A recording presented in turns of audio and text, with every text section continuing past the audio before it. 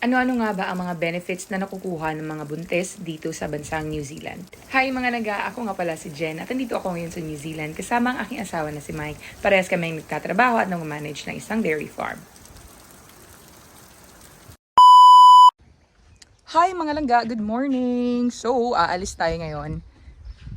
Yan yung view natin for today. Maulan siya ngayon mga langga. Pero yan yung view natin dito sa labas ng bahay. Anyway, aalis kami ngayon ni Mike. Kami lang dalawa ni Mike. Pupunta lang ako sa clinic. Magpapacheck up lang ako and si baby ay nakilola. Tingnan natin. Wala pa nahilak. Happy. Baba. Si Lulu na lagi bahala pag mahilak. Latan ako rin. Monkey! Ayan. So, magpapacheck up ako lang ga. Kasi meron akong parang, kati-kati, rashes ba? May rashes ako sa katawan. And it's been 4... Kagid. Bisaya pa kagid. No, it's been 4 to 5 days and hindi pa siya gumaling. Busy, wait lang. Dali, monkey cam. Yeah, it's been 4 to 5 days. Hindi rin ako makainom ng antihistamine kasi bawal siya sa breastfeeding mama. So, kailangan kong pumunta sa doktor para malaman ko kung ano yung gamot na pwede kong inumin. Ayan yung itsura ng kamay ko mga langga. Buti naman at si baby ay hindi naman nahawaan ng aking mga kati-kati sa katawan mga langga. Meron akong binili na cream para sa mga rashes pero hindi siya effective. Kaya kinailangan ko na talagang magpabook doon sa clinic malapit sa amin para ma-check ng doktor. Tsaka bumili rin ako ng antihistamine pero nabasa ko doon sa likod ng box na hindi pala siya pwede sa pregnant or if you are breastfeeding. Nagbe-breastfeed ako ngayon kaya hindi ko siya ininom. And after 8 minutes, andito na tayo sa munting town dito malapit sa amin. Ganon lang kalapit dito mga langga and dito merong mga schools para sa mga bata. Meron ding mga shops, may lake malapit dito, and of course ito yung clinic. So kung meron na kayong mga check-ups na gustong gawin, mga blood tests, pwedeng-pwede yun dito sa clinic. Pero kung kinailangan mong pumunta sa mas malaking hospital, meron din naman malapit lang dito mga 25 minutes na drive. Kung bago ka dito sa New Zealand mga langga at kung kalilipat mo lang or kararating mo lang sa isang lugar, dapat mong malaman na kailangan mong magpa-register sa clinic malapit sa inyo para ma-avail mo yung mga free check-ups kung kinakailangan mong magpa-check-up. Maliit lang itong clinic mga langga at 2 doktor lang din yung resident dito pero meron din silang mga nurses. Isa rin sa pinunta namin dito ay pinaregister namin si baby kaya yan yung pinifilapan ni Mike ngayon. Tapos while he's filling that out, ako naman ay tinawag na ng doktor. And we talked about my case, itong mga kati-kati ko sa katawan. At niresetahan niya ako ng mga medisina at ng isang cream. And I'm crossing my finger na sana gumana na ito. Anyway, bumili lang pala kami ng mga pagkain dyan sa Yuyu. Yan yung tawag sa shop nila. Thai yung may-ari and they are very friendly. So yung binili ni Mike ay manok, tsaka meron siyang kasamang carrot salad. Ayan, at tsaka meron din tayong kebab and dessert. Ito yung dessert ni Mike. Hindi ako bumili kasi busog pa naman ako. And ito yung carrot salad. Alam niyo ba mga langga dito sa New Zealand, meron ding mga nanlilimos. Kung nakikita niyo yung tao na yan, yung lalaki na yan, araw-araw mga langga, andyan siya tumatambay dito sa my shop. At nanghihingi ng $1 or coins sa mga tao na dadaan at pupunta dyan sa shop. Hindi naman sila ng kung hindi mo sila mabigyan. At kilalang-kilala na siya dito sa area mga langga kasi dito lang naman niya nakatira malapit. They are very capable naman na maghanap ng trabaho pero they chose not to. Pero meron din namang mga under sa benefit ng government na hindi talaga capable na makapagtrabaho. Kung akala nyo na walang mga nanlilimos dito sa New Zealand, ako nagkakamali kayo mga langga. Kasi kahit na maganda yung kanilang pamamalakad dito, maganda yung gobyerno, maganda yung mga benefits nila, healthcare benefits, and yung mga tao na yan na walang mga trabaho dito mga langga, alam nyo ba, meron yung tinatanggap weekly. Yung iba na may mga anak, meron silang nakukuhang allowance per child. Kaya naman, yung iba daw dito sa New Zealand, yung mga locals, yung iba lang ha, ito yung sabi ng mga locals din dito, yung mga Kiwi citizens. Yung iba daw, nag-aanak, at hindi na sila nagtatrabaho, nag-aanak lang sila na nag-aanak.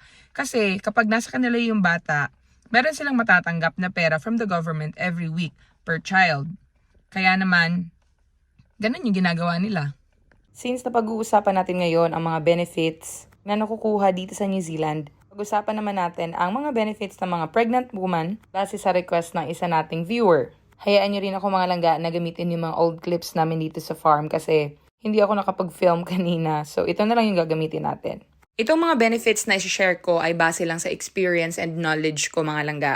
Kung meron pa kayong alam na way or mga benefits na pwedeng makuha or ma-avail ng mga pregnant woman dito sa New Zealand, you can comment it down below para naman ma-share natin sa mga kababayan natin na gustong malaman yung mga rights nila. So, unang-una mga langga, kapag ikaw ay nagtatrabaho full-time, part-time, or meron kang negosyo or self-employed ka, you are qualified to avail the paid parental leave. Para sa paid parental leave mga langga, ito ay up to 6 months lang po. Pero you can take up to 1 year na parental leave. Pero gaya ng sinabi ko, 6 months lang yung paid dyan. So yung other 6 months ay hindi po siya paid, pero pwede mo siyang kuhanin just to keep your job. So para hindi ka lang palitan ng employer mo. Magkano ang pwede mong makuha if mag-apply ka ng paid parental leave? Ito pong payments ay depende po sa kung magkano yung sinasahod mo. Pwede kang makakuha ng up to 712.17 New Zealand dollars a week. And that is before tax po. So, meron pa po silang ikakaltas dyan na tax. Kaya hindi yan exactly yung amount na makukuha ninyo at magdedepende din siya kung magkano yung sinasahod mo. To know more about that, pwede po kayong mag-login sa website ng IRD para malaman niyo po kung magkano exactly at kung saan kayo mag-a-apply. At kung meron po kayong KiwiSaver contribution, pwede nyo rin pong iset na kaltasan na rin nila automatically yung ibibigay nilang payment sa inyo. At ilagay ang contribution na yon sa inyong KiwiSaver. At isa pa sa benefits na pwede mong i-avail ay ang tinatawag na Best Start. Para naman po dito, ang matatanggap niyo po ay $69 a week. Suporta po ito ng gobyerno para sa newborn baby ninyo. Kung gusto niyo pong malaman ang information about this, pwede niyo po itong i-search sa Google. I-type niyo lang po yung Best Start New Zealand. At lalabas na po doon yung mga information about this. Kung katulad ko po kayo na under sa paid parental leave at balak niyong i-avail yung Best Start, pero bear in mind po na hindi nyo po makukuha ang Best Start payment ninyo until hindi nyo po natatapos yung 1 taon ng inyong parental leave. Pero kung hindi naman kayo nakapag-avail ng paid parental leave, then makukuha nyo po agad yung inyong Best Start payment kung na-approve kayo.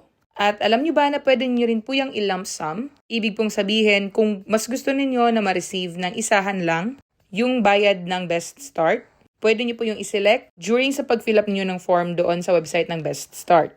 Pagkatapos ng 1 taon na nakakatanggap kayo ng bayad ng Best Start, pwede nyo pa rin pong ipagpatuloy yung natatanggap ninyo up until mag 3 years old yung bata. Ang qualification naman dito, kapag ang annual salary ng buong pamilya ay nasa under 96,295 New Zealand dollars. Diyan po nakadepende kung magkano yung matatanggap ninyo na bayad from the Best Start.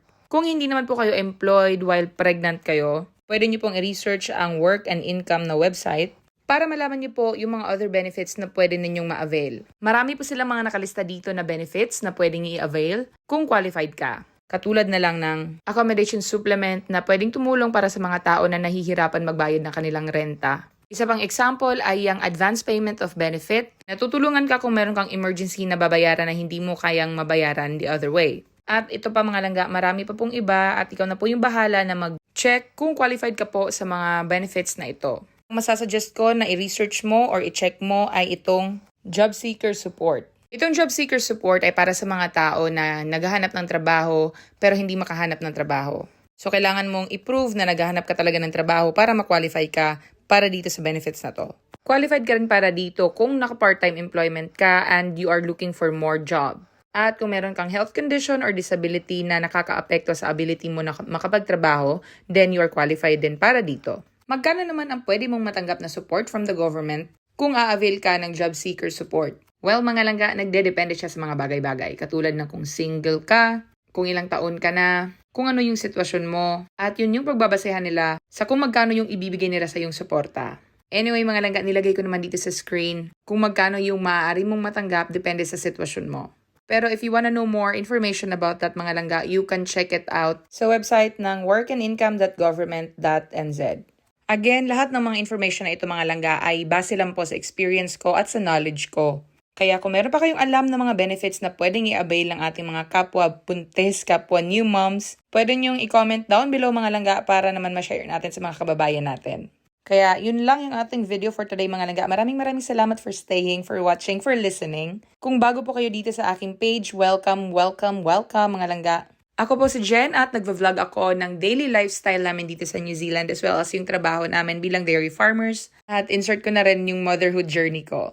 Huwag niyo po sanang kalimutan na mag-follow, like, and share ng aming mga videos. Shoutout ko po lahat ng mga nakafollow sa akin, lalong-lalo na sa mga kababayan ko na taga Tagum City. Sa tanang mga Bisaya dira, hello sa inyo. Ug maoro to mga langga. Bye!